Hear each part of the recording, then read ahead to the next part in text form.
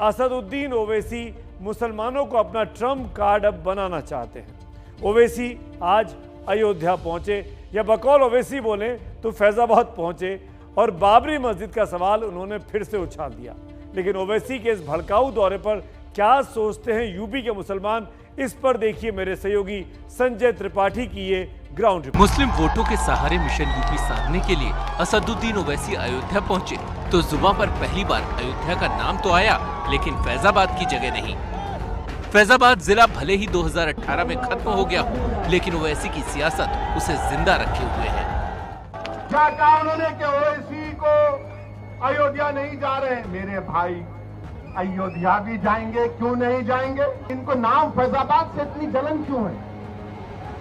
पेट में दर्द क्यों होता है? अयोध्या यूं तो भगवान श्री राम की जन्मस्थली है, लेकिन राजनीति में अयोध्या हिंदू मुसलमान वोटों के ध्रुवीकरण का केंद्र बनी रही है। ओवैसी भी इसी मुद्दे के सहारे आने वाले चुनाव में अपनी नैया पार कराने की कोशिश में है। अगर कोई मुझसे सवाल करता है तो याद रखो, इसी अयोध्या में 6 दिसंबर को हमने भी देखा, सारी दुनिया ने भी देखा क्या हुआ। आज उसका जिक्र करने से डरते हैं सेकुलर पार्टी के लोग। ओवैसी जानते हैं कि जिस मुस्लिम वोट के सहारे वो यूपी के चुनावी रण में खम ठोक रहे हैं, उसका बड़ा हिस्सा समाजवादी पार्टी के साथ है। इसीलिए रुदौली की इस सभा में बीजेपी से ज्यादा उनके टारगेट पर अखिलेश यादव रहे। समाजवादी पार्टी के अखिलेश यादव ये कहते हैं कि ओवैसी की जबान से जो अल्फाज निकलते हैं वो बड़े कड़वे होते हैं। अखिलेश यादव आ जाओ रुदौली में, तुम एक तरफ मैं एक तरफ, इस जनता को बात करेंगे, बोलेंगे यूं तो ओवैसी दावा करते हैं कि वो मुस्लिमों को आगे बढ़ाने के लिए यूपी में आए हैं। वो खुद को समाजवादी पार्टी से अलग बता रहे हैं, लेकिन लखनऊ में उन्होंने बाहुबली अतीक अहमद और उनकी पत्नी शाइस्ता परवीन को अपनी पार्टी में शामिल कर लिया। ये वही अतीक अहमद हैं जो कभी अखिलेश की पार्टी का हिस्सा थे। अतीक अहमद को शामिल करने पर जब सवाल उठे तो ओवैसी ने बेतुका तर्क दे दिया। जिस किसी का नाम अतीक होगा, शहाब होगा, मुख्तार होगा, वो गैंगस्टर होगा, बाहुबली होगा। और जिसका नाम प्रज्ञा, अजय, कुलदीप, संगीत, सुरेश, कपिल होगा, वो क्या होगा? लोकप्रिय नेता होगा। गुरुवार तक ओवैसी यूपी में है, लेकिन जिन मुसलमानों के नाम पर इनका दौरा है वो क्या सोचते हैं? जो पब्लिक चाहेगी वो होगा, लेकिन योगी जी से पब्लिक बहरहाल उकता गई है, इस वजह से वो चेंज चाहती है। ओवैसी साहब भी ठीक है, आके लड़ें, वो उनका हक है, वो लड़ सकते हैं। लेकिन जहाँ तक रही मुसलमानों के सपोर्ट की बात, तो मुसलमान खूब जानता है कि हमें किसको सपोर्ट करना है। अभी तक तो ओवैसी का कोई ऐसा वो नहीं है, लेकिन आने वाले टाइम में ओवैसी की भी लहर होगी, ऐसी बात नहीं है, क्योंकि उसका समीकरण बनेगा दलित प्लस मुस्लिम। हमें ओवैसी से कोई लेना देना नहीं है। ओवैसी जी लड़े नहीं लड़ते, हम उससे कोई ना, वो यहाँ से जीत पाने ना उनका यहाँ कोई वजूद है। हैदराबाद से बिहार और फिर बंगाल तक ओवैसी मुसलमानों की सियासत करते रहे। कहीं कामयाब हुए तो कहीं मुस्लिमों ने उन्हें खारिज कर दिया। ओवैसी की सियासत का फॉर्मूला बिल्कुल सीधा है और वो इसे बदलना भी नहीं चाहते।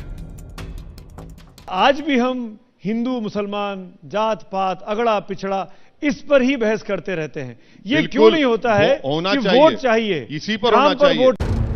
यूपी की राजनीति में मुस्लिम वोट बहुत मायने रखता है। ऐसे में ओवैसी का स्टाइल अगर कुछ वोट काटने में कामयाब होता है तो ओवैसी को फायदा हो या ना हो, लेकिन सत्ता के समीकरण जरूर उलट पुलट हो सकते हैं।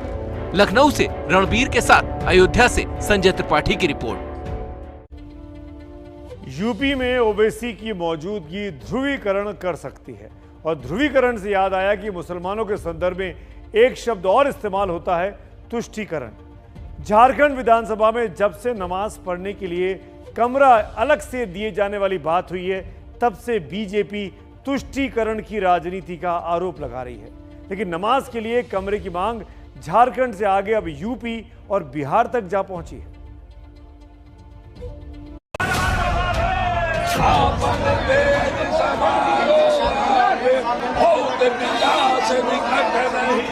मुझे तो कभी ऐसा लगता है कि ये तालिबान के बढ़ते प्रभाव के अति उत्साह के कारण माननीय विधानसभा अध्यक्ष जिहादियों के लिए अलग से आरक्षण की व्यवस्था कर गए।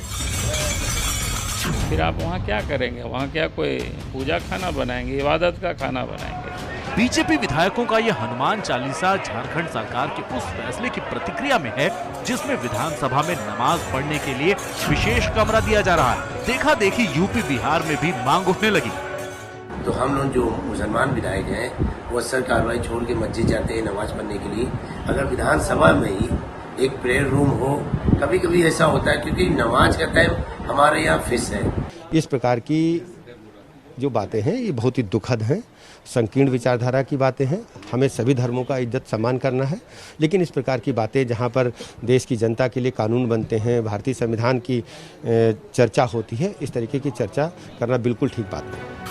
अब मामला धार्मिक आस्था से ज्यादा तुष्टीकरण का बन रहा है, लेकिन झारखंड विधानसभा के स्पीकर पुरानी नजीर देकर अपने फैसले को सही ठहराते हैं। और ये कोई मायने नहीं दिया। हमारे पुराने विधानसभा में भी लोगों को नमाज अदा करने के लिए एक विशेष स्थान अलॉटेड था। एक विशेष स्थान पर सब लोग जुट करके अपना नमाज अदा करते थे। लोगों ने भी बोला कि शुक्रवार को सर कम समय के अंदर में हमको नमाज अदा करने के लिए बहुत दूर जाने पड़ता है, तो एक जगह हम लोगों को लगता है कि 25 साल बाद इतिहास खुद को दोहरा रहा है। कभी संसद में भी शुक्रवार की नमाज के लिए दोपहर बाद सदन बंद करने की मांग उठी थी, तब भी उसका विरोध हुआ था।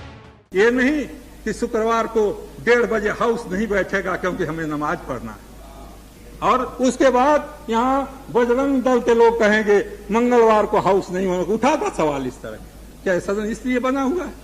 सांप्रदायिकता एक तरह की नहीं होती,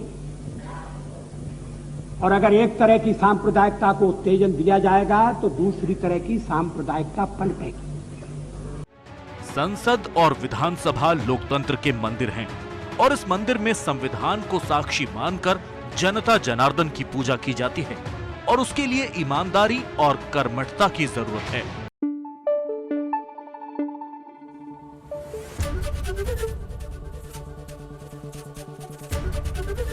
एबीपी न्यूज आपको रखे आगे।